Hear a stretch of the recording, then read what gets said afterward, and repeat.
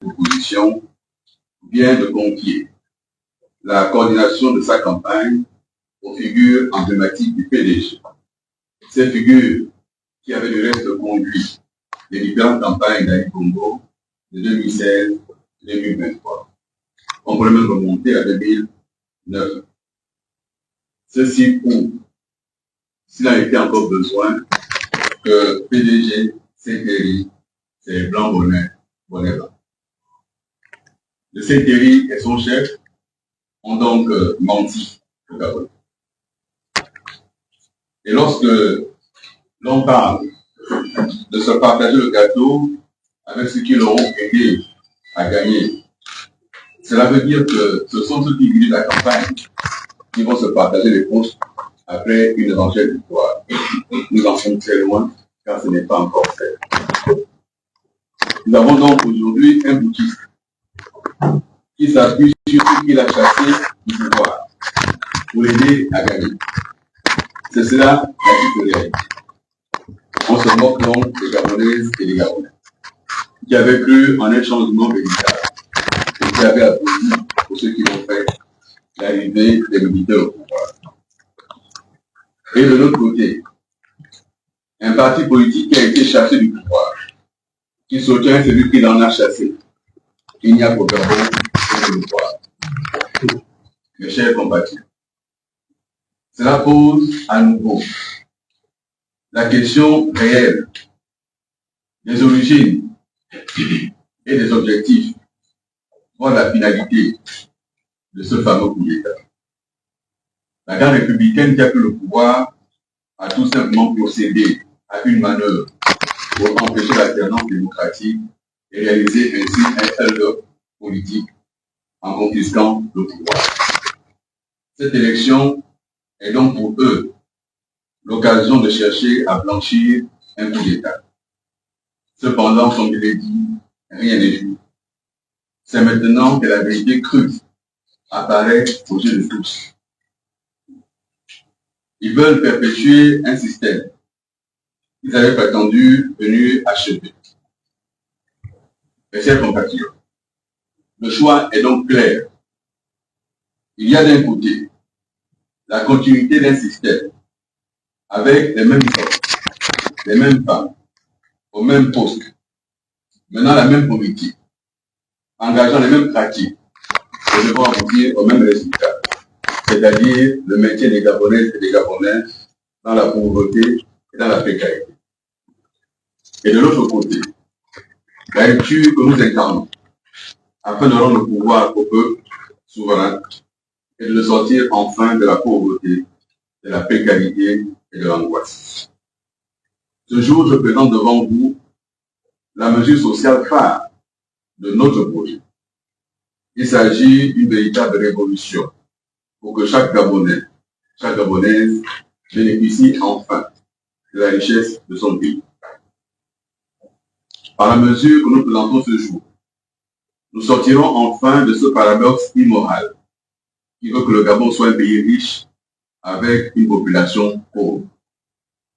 Ces derniers mois, sur mon chemin de Damas, j'ai rencontré à nouveau cette pauvreté et cette précarité.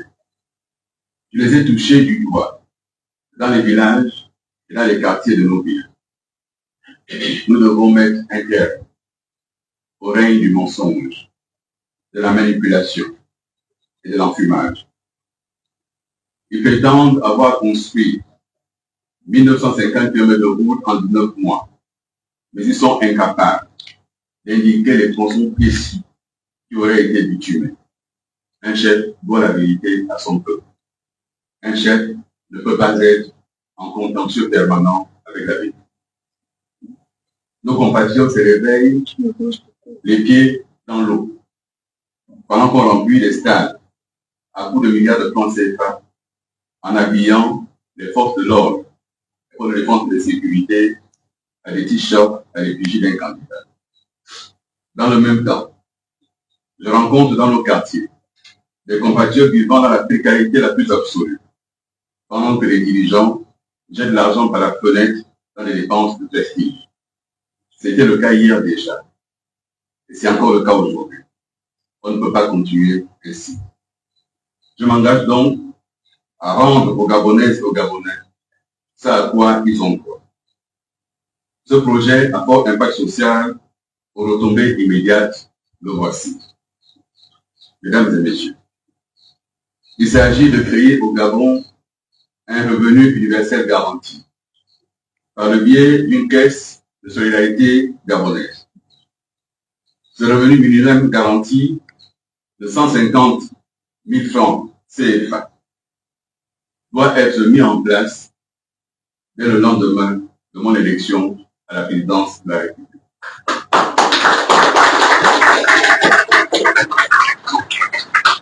À qui s'adresse ce programme? Une clarification est essentielle à ce niveau.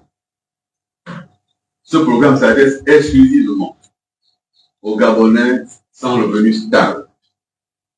Ce programme ne concerne en aucun cas les fonctionnaires et agents de l'État, les salariés du secteur privé, les retraités bénéficiant d'une pension.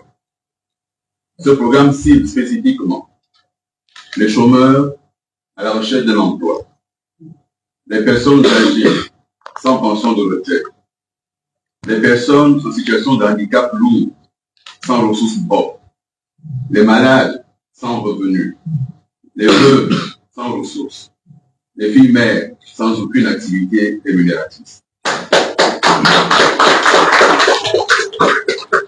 Cette distinction fondamentale garantit que l'aide sera concentrée sur ceux qui en ont véritablement besoin, sans interférer avec le système de rémunération existant. On pourrait me demander comment cette mesure serait-elle financée. Il s'agit d'un financement clair et transparent, qui repose sur 3 piliers.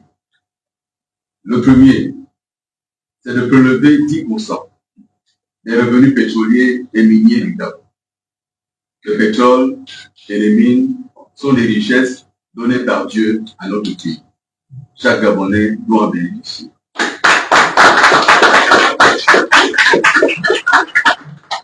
Une part substantielle, mais raisonnable, de nos ressources naturelles doit être directement distribuée. Nous mettrons en place un fonds souverain dédié et sanctuarisé par la loi. En deuxième lieu, et nous l'avons déjà indiqué, nous devons réaliser des économies significatives sur le train de vie de l'État. Il s'agit de supprimer les institutions inutiles et dispendieuses. Il s'agit de réduire les dépenses protocolaires et de prestige. Il s'agit de réduire les fonds politiques du président de la République et les budgets de fonctionnement des institutions.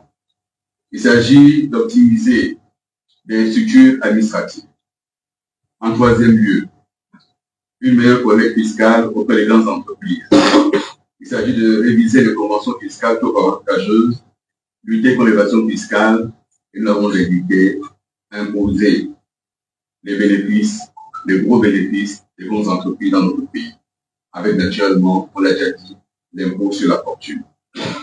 Ce financement ne nécessite aucun endettement supplémentaire, ni une nouvelle taxation des citoyens ordinaires, bien au contraire. Mesdames et messieurs, mes chers compatriotes, nous voulons procéder là à une révolution sociale historique pour notre pays.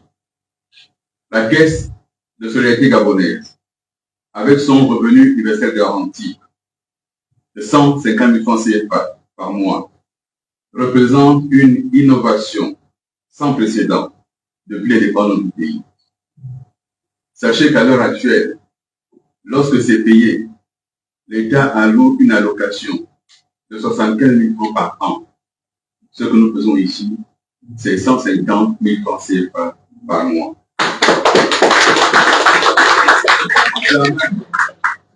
Jamais un programme d'une telle ambition n'avait été expérimenté et mis en œuvre dans notre pays. Il s'agit ici de soutenir directement nos concitoyens en situation de précarité et de vulnérabilité. Mesdames et messieurs, ce programme permet d'avoir un impact immédiat sur les besoins vitaux. Car de quoi s'agit-il? Lorsque les citoyens peuvent avoir 150 000 francs CFA par mois, on peut alors, dans une famille, se nourrir convenablement. On peut payer ses factures sans trop de stress. On peut ajuster son niveau de vie. On peut pouvoir se soigner avec le concours des différents organismes de l'État. On peut envoyer ses enfants à l'école sans trop crainte d'aller demander aux voisins. Contrairement aux grands projets d'infrastructure, dont les bénéfices mettent des années à se quantifier, ce que nous proposons change immédiatement la vie des Gabonaises et des Gabonais, en ville comme dans les villages. Cette proposition que nous mettions en œuvre apporte une nouvelle conception de la solidarité nationale. Notre programme transcende les clivages traditionnels pour créer un véritable pacte social gabonais. Il s'agit de sortir du partage théorique pour arriver à un partage véritable des richesses qui se transforme enfin en bénéfices tangibles pour nos concitoyens. Mesdames et messieurs, celui qui ne travaille pas à corridor ne bénéficie pas de la richesse du Mangalé. Celui qui ne travaille pas dans une compagnie pétrolière ne bénéficie pas de la zone du pétrole gabonais. Mais le pétrole, personne ne l'a immobilier au sol. Le manganèse, personne ne l'a planté. C'est Dieu qui a donné ça au pays. Et nous devons tous ensemble faire en sorte que chaque Gabonais en situation difficile soit accompagné. Mes chers compatriotes, il ne s'agit pas de l'assistanat. Il s'agit de mettre en œuvre des éléments pour que les bénéficiaires reçoivent un montant significatif qui leur permet de faire des choix, pas une simple commande. Nous sortons d'un discours pour arriver à l'action concrète. Ce programme offre un changement immédiat et mesurable. Mes chers compatriotes, cette caisse, elle est transformatrice. Sachez qu'avec 150 000 francs CFA par mois, les bénéficiaires vont pouvoir participer aux activités de l'économie nationale et locale. Les marchés locaux seront revitalisés, car l'argent pourra enfin circuler. Les populations pourront mener quelques activités génératives de revenus sans attendre les campagnes électorales avec des promesses creuses sans lendemain. Nous proposons un consensus clair, un consensus social et politique. Notre programme est conçu pour rassembler plutôt que diviser. Avec ce que nous proposons, nous entendons faire la part des choses. Il ne s'agit pas de générosité ou d'irresponsabilité. C'est un montant qui est significatif sans être excessif. En excluant ceux qui ont déjà des revenus, nous maximisons l'efficacité de notre ressource.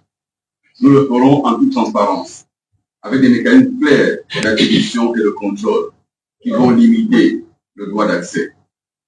Nous avons un financement qui est soutenable, car notre approche de financement n'affecte pas les salaires, n'affecte pas les impôts, n'affecte pas la dette de l'État. Nous allons prévoir, mesdames et messieurs, des assises sociales pour traiter notamment la question de la revalorisation des salaires dans la fonction publique et dans le privé. Des rencontres seront prises afin que tous les points d'indice soient revus. Et dans un partenariat avec le secteur privé, nous travaillerons pour revaloriser les salaires. Mesdames et messieurs, il s'agit là d'un héritage durable pour les générations futures. La caisse de solidarité gabonaise n'est pas simplement une mesure de court terme, mais un nouveau fondement de notre contrat social. Elle établit un précédent historique de partage équitable des richesses nationales. Elle crée une culture de l'inclusion économique et sociale. Elle pose les bases d'un développement véritable centré sur l'humain. Elle inaugure enfin une ère nouvelle de dignité, de responsabilité, d'honneur pour notre pays et pour tous les Gabonais. En conclusion, mesdames et messieurs, en choisissant ce programme révolutionnaire, il cible précisément ceux qui en ont le plus besoin, tout en respectant les travailleurs actifs. Nous redéfinissons ce que signifie une nation unie et solidaire. La caisse de solidarité et le revenu universel garanti à 150 000 francs CFA permettra enfin à chaque Gabonais, quelle que soit sa situation, de vivre dans la dignité et de participer pleinement à la prospérité de notre pays. De la sorte, chaque Gabonaise et chaque Gabonais pourra bénéficier véritablement de la richesse de son pays. Merci de votre aimable attention.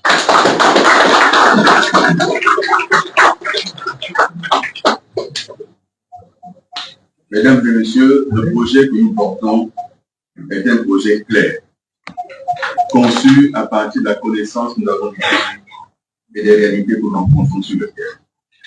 Ce n'est pas un projet démagogique. Ce financement est clair et nous le mettrons en œuvre sans tarder dès notre élection.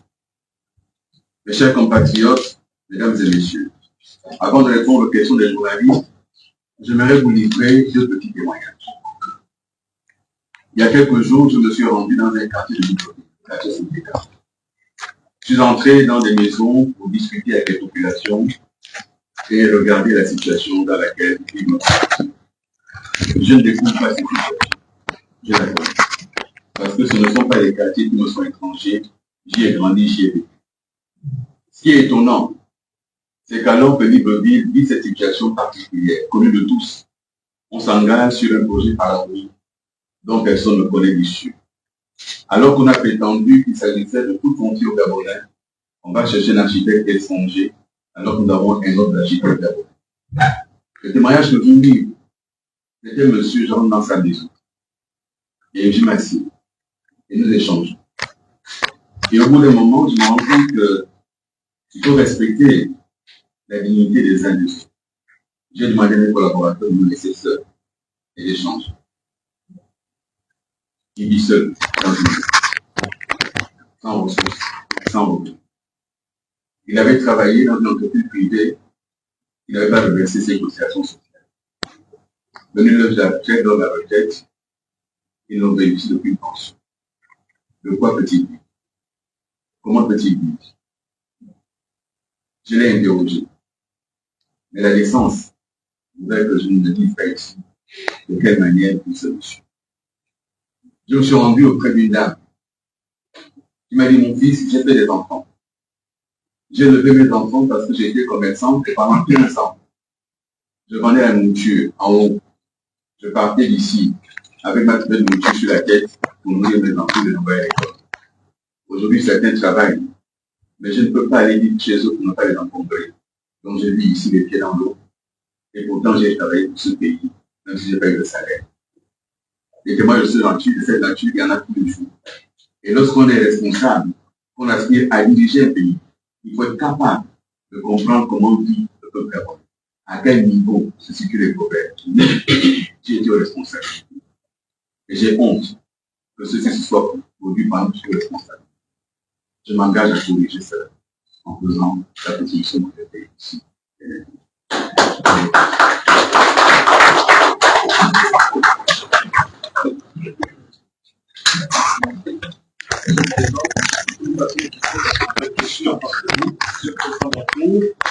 À combien votre programme social, si on peut avoir des chiffres? Autre chose, parmi les niches fiscales qui peuvent financer un tel projet, tel plan social, il y a par exemple la taxe foncière. Donc vous avez certainement entendu parler. Est-ce que ça fait partie de vos projets? Est-ce que vous pensez par exemple la taxe foncière que peut contribuer à financer ce programme? Il y a une question, vous avez déclaré à l'instant, qu'un outil s'appuie sur les gens qui l'a chassé pour gagner éventuellement son élection. Ceci revient à dire que vous remettez en cause la sincérité du processus électoral, ou ce n'est pas nouveau. Dans un tel contexte, on peut se demander qu'est-ce qui justifie le maintien de votre candidature à cette élection, sachant que les choses sont planifiées d'avance. Ah non, rien n'est évité d'avance. Il fait tout pour que ça soit évité d'avance. Mais le peuple gabonais est conscient. Et le peuple gabonais, il est arrivé au pouvoir en prétendant être venu sans étudiants au sol, en dénonçant un processus électoral biaisé, confisqué. Et aujourd'hui, il fait qui? Aujourd'hui, les militaires reçoivent dans leur caserne des ballots de t-shirts pour que chacun habite sa famille. Aujourd'hui, ils récupèrent des cartes d'électeurs des militaires et de leurs familles. Tout ceci est une honte. Mais le vote est dans le cœur. Le vote est dans le cœur. Les gens peuvent porter des t-shirts. Ils savent très bien qu'à la tête de l'État aujourd'hui, se trouve quelqu'un qui n'a aucune vision et qui n'est pas capable de tourner le pays. Moi, je suis candidat. pour apporter une vision de rupture dans notre pays. Notre pays a besoin de rupture et de changement militaire, pas de continuité. Comment voulez-vous dire aux Gabonaises et aux Gabonais que vous avez changé lorsque votre campagne est gérée par les mêmes qui ont géré hier les campagnes d'Alibo? Comment voulez-vous que les Gabonais vous comprennent? Comment voulez-vous dire aux Gabonais que tout a changé quand vous avez dans votre gouvernement les mêmes qui étaient dans le gouvernement d'Alibo? Vous dites qu'ils ont échoué pendant 14 ans, mais que font-ils dans votre gouvernement s'ils ont échoué pendant 14 ans? Donc, il y a un paradoxe total. Et je le dis encore une fois, on ne peut pas gouverner en étant en contentieux permanent avec la vérité. Il y a un problème. Vous me dites de vous indiquer ce que je pense de la taxe foncière. Le principe de l'impôt, c'est qu'on doit être égaux devant l'impôt. Qui va payer cet impôt?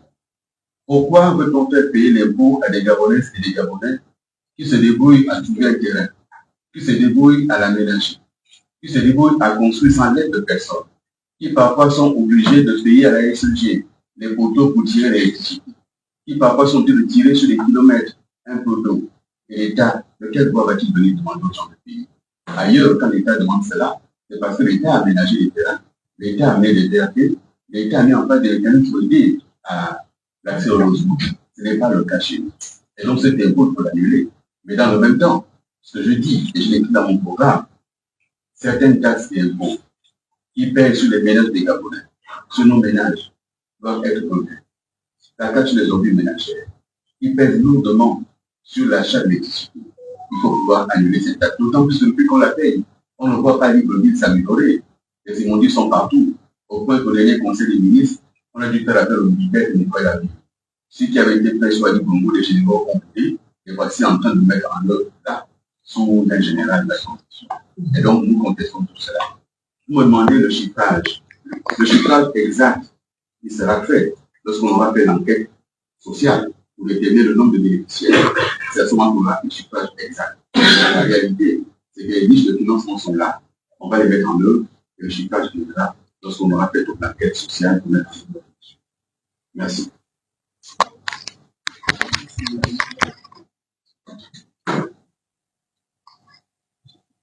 Merci. Merci. Je suis Ferdinand Dema, directeur de communication du média Zaius 241. Monsieur Lycée, à vous entendre, votre projet est axé autour du projet social uniquement. Ce que je connais. La première question que je vais poser est celle de savoir que prévoit le candidat que vous êtes pour la question de l'énergie aujourd'hui qui pose un gros problème aux compatriotes, la question de l'eau également, qui est également un autre gros problème, donc quasiment une épine dans le pied de chaque prochain dirigeant de ce pays. Je ne vous ai pas entendu parler ou aborder ces questions. Une autre question, vous parlez de vision, et c'est quand même assez intéressant justement que vous parliez de vision en citant votre adversaire, mais la question sur le revenu minimum universel que vous garantissez aux Gabonais, vous n'arrivez pas à le chiffrer. C'est-à-dire qu'on ne sait pas. On ne sait pas exactement combien de personnes seront concernées. Et ma question est, toutes ces personnes qui aujourd'hui ont un emploi précaire, parce que nous ne touchons pas plus de 80 000 francs CFA, donc beaucoup d'entreprises, notamment des entreprises de placement de personnel, entre autres, comment ces personnes-là vont-elles s'en sortir? Est-ce qu'elles seront concernées par le projet que vous proposez? Ou, comme vous l'avez dit, parce que je pense avoir entendu que c'est une catégorie de personnes, ma part, pas les salariés, et s'ils sont dans les entreprises et qu'ils touchent 80 000, n'y a-t-il pas là une sorte d'inégalité? Merci. Bien. Je crois que vous n'avez pas bien suivi ce que j'ai dit. J'ai dit qu'aujourd'hui, je présentais une des mesures phares de mon projet. Il y a quelques temps, j'ai présenté 12 priorités. Et il y a 15 autres priorités que je présentais. C'est un projet global. J'ai indiqué, par exemple, que la première action va être la question de la réforme des finances publiques et la question de l'économie, c'était la question de la dette et celui des financements. J'ai indiqué qu'il fallait prendre un tournoi libéral. Mais lorsqu'on fait un tournoi libéral, n'oublions pas qu'il y a des Gabonaises et des Gabonais dans la précarité et qu'il faut aller soutenir. J'ai indiqué les minima sociaux. concernant les jeunes en quête d'un emploi qui vont être accompagnés. J'ai indiqué les minima pour le troisième âge fragilisé, qui vont être accompagnés. Et là, je suis au cœur de la majorité de nos compatriotes qui vivent sans revenu. Et je viens d'indiquer qu'il y aura des conférences salariales pour regarder la question de la revalorisation des salaires. Et le cas que vous indiquez de ceux qui sont dans les sociétés de placement, ça fera partie de cette conférence de salariale. Il y aura d'un côté l'État, employeur, avec les syndicats et les organisations des travailleurs du secteur public. De l'autre côté, l'État antiparti avec les entreprises et les salariés. C'est quelque chose qui est conçu et que nous mettons en œuvre. Le chiffrage. Je vous dis aujourd'hui, nous n'avons pas une enquête précise. Le recensement général de la population n'a pas abouti, n'est pas terminé. Donc nous ne sommes pas en capacité aujourd'hui, ni les dirigeants, ni nous qui sommes dans l'opposition, nous ne sommes pas en capacité de dire exactement le nombre d'hommes, de femmes qui vivent au Gabon aujourd'hui. Le nombre parmi eux qui sont concernés par les mesures que nous entendons mettre en œuvre, mais ces mesures sont indispensables et nécessaires compte tenu de la situation de précarité dans laquelle vivent nos compatriotes. Et donc, le chiffrage véritable se fera là. J'ai une expérience des campagnes électorales et des projets de société. Les journalistes d'opinion attendent non seulement le chiffrage, mais quel est l'état des caisses quand j'arrive au pouvoir de... Si aujourd'hui je me mets à faire des projections chiffrées, dans quelle situation tout demain, la prudence, le nombre d'expérience que je suis, m'amène à ne pas m'engager sur les chiffres tant que je n'ai pas la réalité de la caisse. Ensuite, vous me dites que j'ai cité... Non, je n'ai cité personne. Je fais un constat que tous les Gabonais peuvent faire. C'est qu'on nous a vendu une marchandise relative. Et qu'en réalité, aujourd'hui, le PDG CTI, c'est blanc, bonnet, bonnet blanc. Et que dans toutes les coordinations provinciales, moi j'entends sur le nom du terrain, les populations constatent que ce sont les mêmes qui ont été là hier. Hier, on a chanté Chassons le PDG, et le PDG de retour. C'est ça la réalité. Alors, qui on va voter exactement? Qui sera élu exactement? Si par extraordinaire, c'est celui-là qui est élu, c'est le PDG qui est au pouvoir avec les mêmes. C'est ça la réalité aujourd'hui. Et ça, on a menti aux Gabonais. Moi, j'ai choisi de ne pas en faire partie. J'ai choisi librement de me mettre à l'écart. Parce que j'entends ce que dit le Gabonais, j'entends ce qui m'est reproché. Tous les jours, j'entends les Gabonais me dire il faut que tu demandes pardon. Tous les jours. Et tous les jours, ils disent je demande pardon de ce qui s'est passé, mais dans le même temps, je vais avoir l'opportunité de rectifier. Parce que lorsqu'il y a pardon, il y a rémission des péchés. Lorsqu'il y a pardon, il y a réparation. Je demande donc pardon et je demande la possibilité de réparer les fautes, de réparer les torts en étant élu à la maison de la République.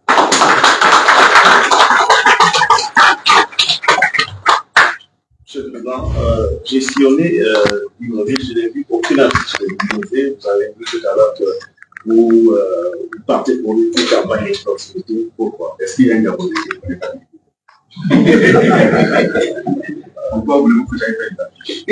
Je m'étonne qu'il y ait cette débauche pour des gens qui passent à la télévision matin, midi et soir. Cette débauche, ça sert à quoi? C'est cet affichage alors que les Gabonais sont dans la précarité. Ça sert à quoi? Cette campagne qui coûte énormément d'argent alors qu'on prépare la fraude, ça sert à quoi? Lorsqu'on réunit des milliers de personnes au stade, nous l'avons fait. Nous l'avons fait en 2007. Nous avons rempli le stade d'Amitié et les gradins et la pelouse. Et on a vu. Donc, le t-shirt que l'on porte, l'autre jour, il y a un jeune au quartier, il travaillait sur tes gars, on se promenait, on visitait, on travaillait, on rentrait dans les maisons, et puis il y a un jeune qui est arrivé, il portait le t-shirt de nos adversaires. Et il m'a dit, on est du quartier, c'est les gens du quartier.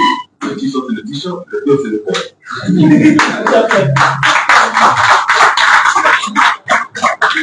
Qui va voter, je n'en sais rien. Mais le t-shirt n'est pas une indication de choix de vote. Voilà. Et donc, oui, moi, je n'ai pas fait d'affiche parce que les Gabonais me connaissent, je suis auprès d'eux. Et puis, franchement, je leur dis, nous menons une campagne avec nos propres ressources. Nous menons des campagnes avec les ressources de l'État. L'autre est financé par les entreprises. Et lorsqu'une campagne électorale de celui qui est au pouvoir est financé par les entreprises, ça veut dire que demain, quand la facture va arriver, le pays va se retrouver en difficulté. Donc là, il met le pays en difficulté en faisant financer sa campagne par un certain nombre de ces entrepreneurs que nous connaissons. Pourquoi le choix de la campagne de proximité? Parce que le Gabonais est dans la proximité pour le droit d'arriver. Si on veut diriger le pays, il faut savoir où vit le Gabonais, comment vit le Gabonais. Et que les grands meetings, on les a pratiqués. Vous arrivez, vous parlez, vous parlez. Le meeting de proximité permet de discuter avec les populations, d'expliquer le projet, d'expliquer l'enjeu, et les gens comprennent mieux. Et puis maintenant, vous nous aidez à relayer notre message. Hein? C'est ça la campagne électorale. C'est un choix assumé.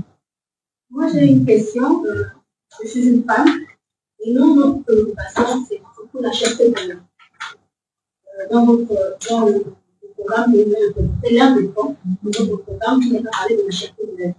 Vous avez parlé de 150 000 francs qu'on donnera aux chômeurs et aux personnes vulnérables.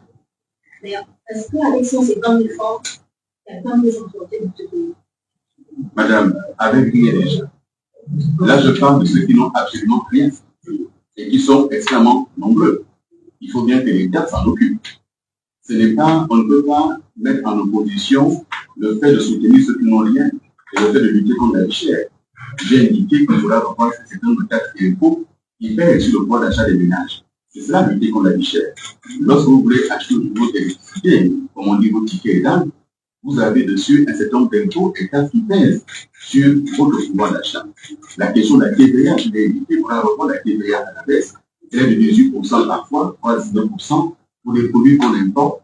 On veut protéger quoi? Et donc, il faut discuter et regarder toutes ces questions-là. La question de la vie chère est une réalité. On m'a tellement reproché d'avoir dit un certain nombre de choses, mais c'est une réalité. Et donc, sur ces réalités-là, il y a des actions fortes à mener. Mais le projet que je présente aujourd'hui est un pôle risque de mon programme. Je dis c'est un pôle phare pour tenir compte de ceux qui n'ont rien. Maintenant, ceux qui ont déjà des revenus, ils sont également intégrés au programme pour faire en sorte que le Gabonais arrive à s'en sortir. Dans le projet que je propose, il y a par exemple la question, je le vois sur l'agriculture.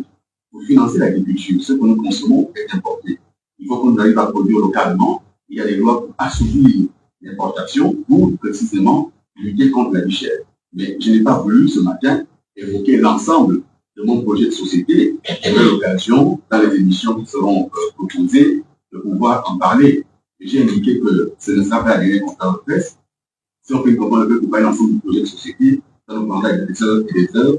J'ai voulu développer un point précis pour l'expliquer aux Gabonaises et aux Gabonais et leur dire, moi j'entends les plaintes, j'entends quand vous me parlez, j'entends ce que vous dites dans notre oreille et je l'entends depuis maintenant 18 mois que je vais dans les quartiers, je l'entends et je les forme maintenant dans le projet. Nous allons accompagner ceux qui n'ont rien et qui demain vont avoir des revenus et qui vont participer à l'économie. Ça aussi, celui qui a les revenus devient un consommateur et de ce point de vue, il participe au dynamisme de l'économie et de l'économie locale. Parce que avec le pouvoir de sucre, par exemple, moi je jetais mon paquet de sucre à 750. Avec le nouveau pouvoir, on prend le paquet de sucre à 1000 francs. Nous espérons que après cette élection, le paquet de sucre augmente. Je ne suis pas candidat pour défendre le bilan des précédents régimes. Et dans cette élection, ceux qui ont dirigé le pays sont du côté de celui qui fait la coalition. Je suis seul de mon côté. Tout le reste est de son côté. Ceux qui ont été ministres des routes sont de son côté. Ceux qui ont été ministres des TP sont de son côté. Les ministres de l'économie sont là-bas. Et donc ça augmente parce que précisément, on ne sait pas comment s'y prendre, on ne sait pas comment s'y prendre. Je vous dis encore, la question de la vie chère est une question fondamentale. Il ne peut pas se régler par décret uniquement. Il doit se régler en transformant l'économie. Et mon projet, quand je parlais de libéraliser l'économie, c'est faire en sorte qu'on produise davantage. Et lorsqu'on produit davantage et qu'il y a davantage sur le marché de ce dont on a besoin, les prix vont baisser. La question du sucre. On maintient un certain nombre de dispositions pour interdire l'importation du sucre parce qu'il faut protéger un producteur local. Mais ce producteur local, qui est-il? Est-ce qu'on peut considérer que c'est un producteur gabonais? Et donc, pourquoi est-ce qu'on fait souffrir les Gabonais pour protéger les investisseurs? Parce que les gens ont des participations et ils ont là-dedans un certain nombre de guerres. Et c'est le peuple qui en souffre. Nous mettons un terme à toutes ces choses. Ouais.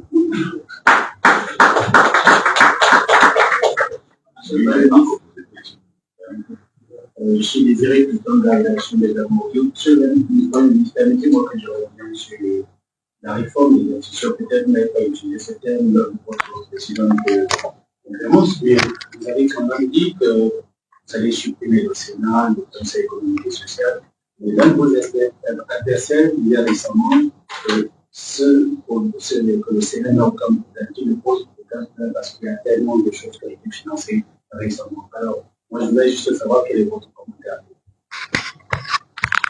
Je crois que nous ne parlons pas la même chose. Et en fait, il n'a jamais siégé au Parlement.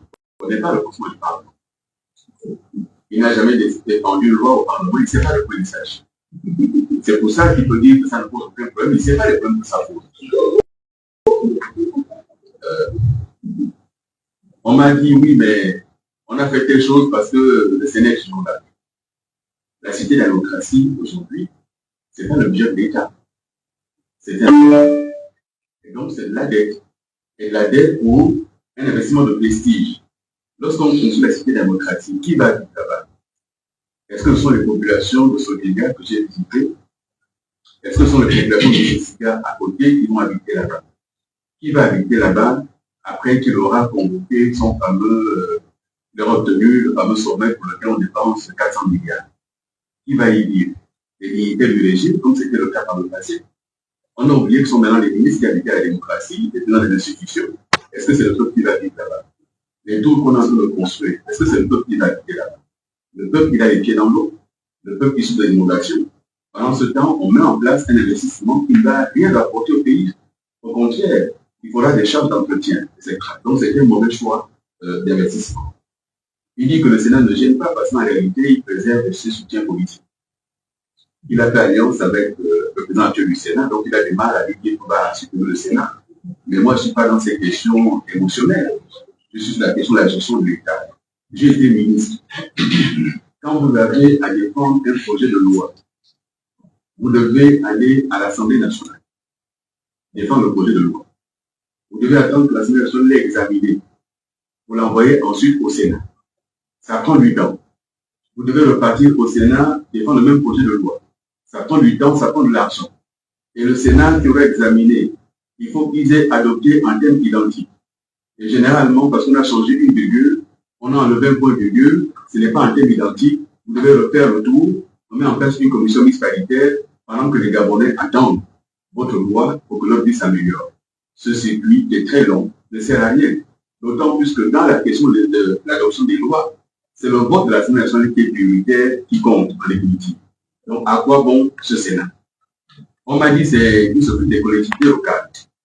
Donc, d'abord, avant 1996, il y avait les collectivités locales sans le Sénat. Et depuis que le Sénat est en place, je ne vois pas ce que ça a apporté aux collectivités locales. Et donc, ça ne sert à rien de le confirmer dans la réforme des institutions. Nous supprimons le Sénat. Il ne sert à rien. Le Conseil économique et social également. Il ne sert à rien. Est-ce que vous vous rendez compte qu'on n'arrive pas à faire pousser nos grandes chambres de commerce et l'industrie? Pour quelle raison? Mais parce qu'il manque de Gabonais dans ce domaine-là. Et que lorsqu'on a une action de commerce, ce sont souvent des Gabonais de papier. Mais la réalité, c'est que ce n'est pas des Gabonais, donc ça ne les intéresse pas. Ils ont d'autres circuits dans lesquels ils se retrouvent. Et donc, notre chambre de commerce, elle est moribonde depuis des années et des années. Et ça veut dire qu'il faut redynamiser cela en faisant en sorte que les Gabonais aient une part importante de l'économie. Et dans mon projet, lorsque j'annonce la réforme du secteur minier et du secteur de la forêt, c'est pour confier les permis miniers et les permis forestiers aux nationaux. Il n'y a plus de nationaux dans cette histoire de forêt. La forêt, aujourd'hui, il n'y a plus de Gabonais.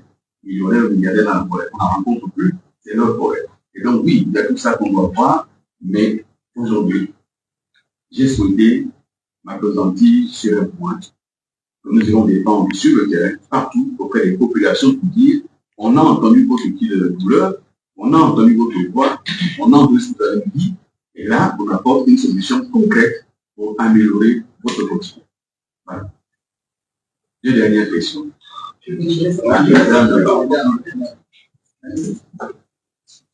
Rosie Odor, École du Nord. Monsieur le Président, si vous êtes élu lors du scrutin du 12 avril prochain, quelles sont les mesures concrètes pour vous, proposer pour améliorer l'économie de notre pays l'amont, l'emploi et la création de la richesse. Merci madame. Les 12 mesures prioritaires sont déjà visibles sur le site de campagne, mais je peux rapidement vous les rappeler. J'ai proposé quelques mesures. J'ai dit que la première mesure, ce sera une réforme budgétaire et économique en appelant autour de la table les bailleurs du Gabon pour restituer la dette et aménager les marques. La deuxième mesure que nous allons prendre dans ce domaine-là, c'est pour libéraliser totalement l'économie. Moi, je vous dis, cette histoire de nous raconter qu'on a acheté, l'État maintenant a acheté telle entreprise dans le domaine du pétrole. Et si vous voyez un pétrolier qui vend, c'est qu'il y a eu une guerre. Si vous voyez que le pétrolier vend, c'est que la production, les coûts de production deviennent trop élevés. Et donc, quand ils vendent ça à l'État, c'est en réalité parce que ça ne rapporte plus grand-chose. Et que l'État récupère des champs marginaux qui sont durs à exploiter, difficiles à exploiter, sans effectif véritable, on se plante. On en est où avec Kassala aujourd'hui? On en est où? Donc, toutes ces questions-là, ce n'est pas de cette façon-là qu'il faut revoir la question de l'économie. Nous ne sommes pas dans les régimes communistes où l'État doit contrôler l'économie. Nous sommes, moi, je veux que ça soit une économie libérale, qui fasse en sorte que l'entreprise privée soit dynamique et que les Gabonais prennent le contrôle de l'économie par cette médecine-là qui libère l'objet. C'est la deuxième mesure. La troisième mesure, qui n'est pas économique, une mesure forte, politique. J'ai dit que nous mettons en place la commission vérité, justice et réconciliation. C'est un élément important.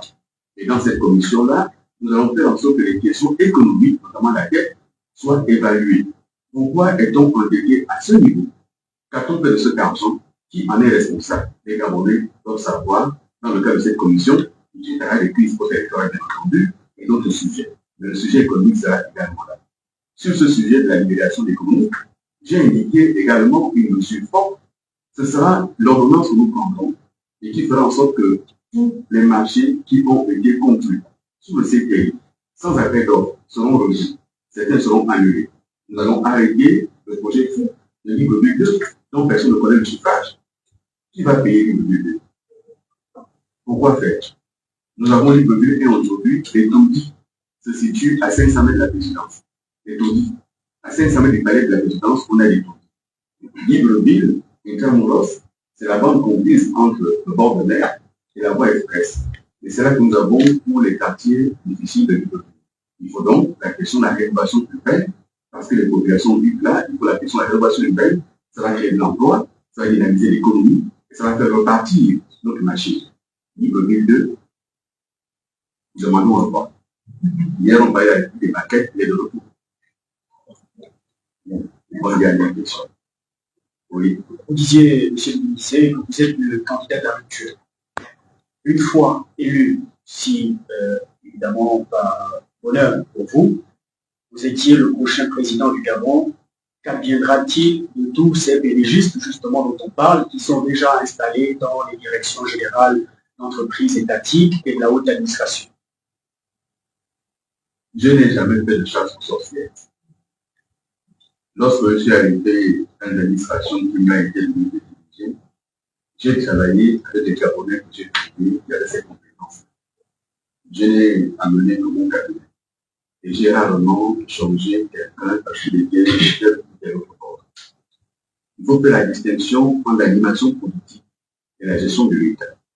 Nous avons des Gabonais aujourd'hui qui sont compétents, qui sont militants du PDG. On ne va pas les jeter à la rue parce qu'ils sont militants du PDG. En revanche, s'ils ne font pas leur travail, on va les remplacer. Et donc, le sujet est là. Je ferai la distinction entre la question politique et la question administrative. Et chacun devra s'allier. Mais je vous garantis, ne vous en faites pas. Si je suis élu demain, ils seront plus au PDG.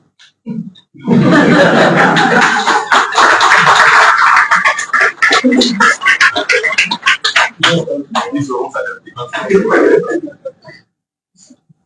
Est-ce que cela veut dire, monsieur Lycée, parce que ça ne fait pas de différence entre vous, finalement, et votre adversaire principal, qui lui également est accompagné de bénégistes, vous en aurez, comme vous le dites, puisque vous choisirez les plus compétents.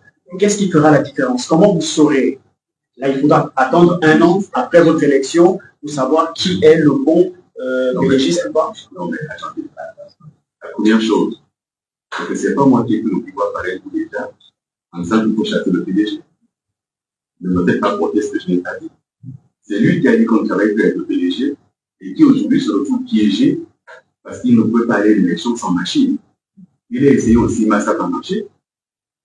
Il a essayé la plateforme, je ne sais pas comment on appelle ça, ça n'a pas marché. Il avait les uns et les autres et il se rend très bien compte que s'il doit pouvoir espérer gagner, il faut aller chercher ceux qui habituellement font ces choses-là un peu de manière peu orthodoxe. Enfin, c'est là. Et donc, c'est lui qui a dit ça. Moi, j'ai demandé à ce que le PDG se réforme. Il n'a pas voulu, je suis dans le parti. Si demain, je suis élu, c'est que les Gabonais auront voté pour moi. Je ne dis pas que je n'ai pas de soutien parmi les anciens camarades, c'est pas ce que je dis.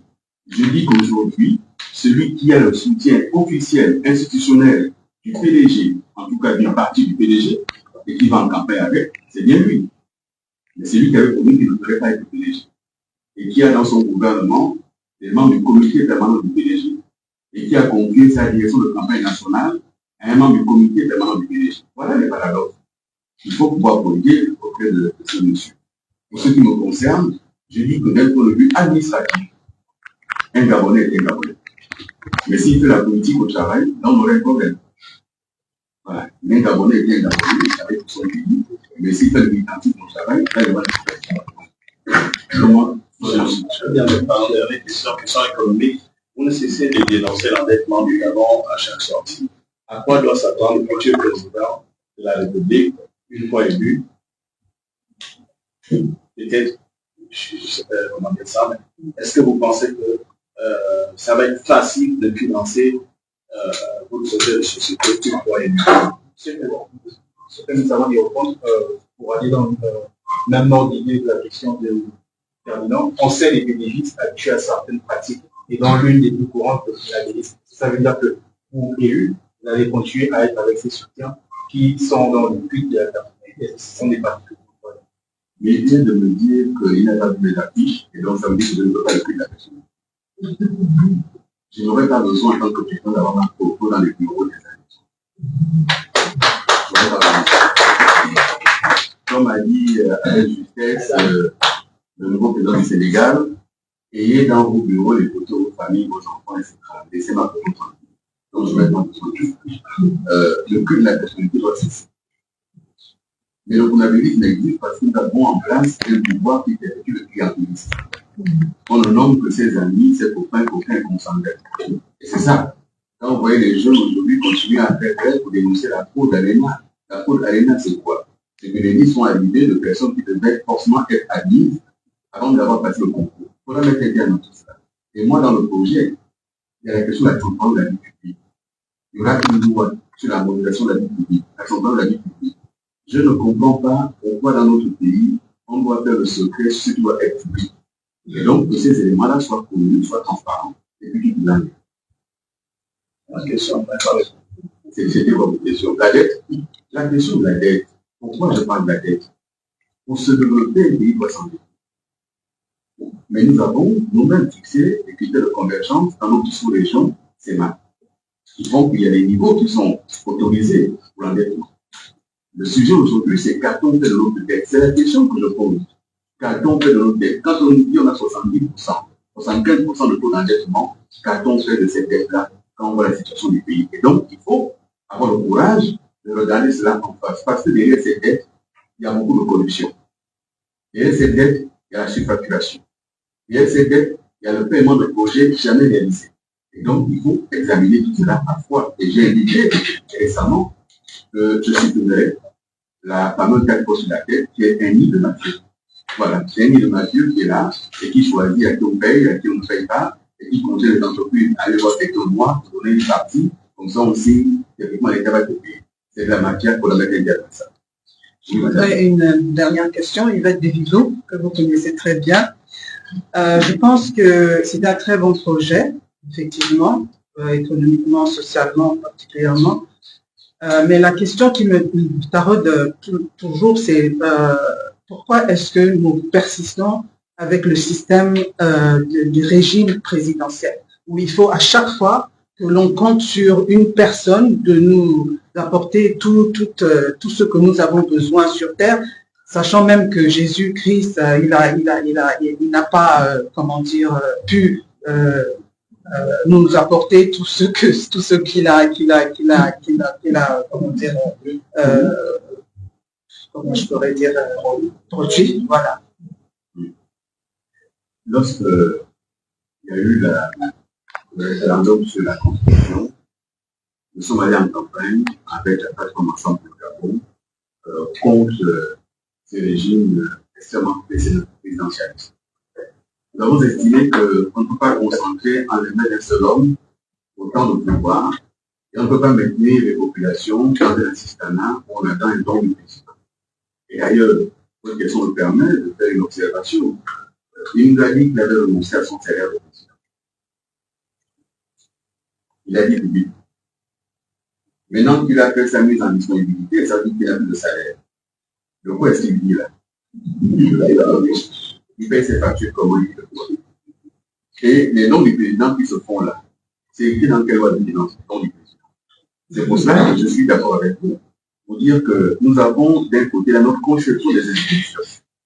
Le président préside, le gouvernement gouverne, et on descend auprès des collectivités locales et des citoyens. Chacun doit jouer son rôle.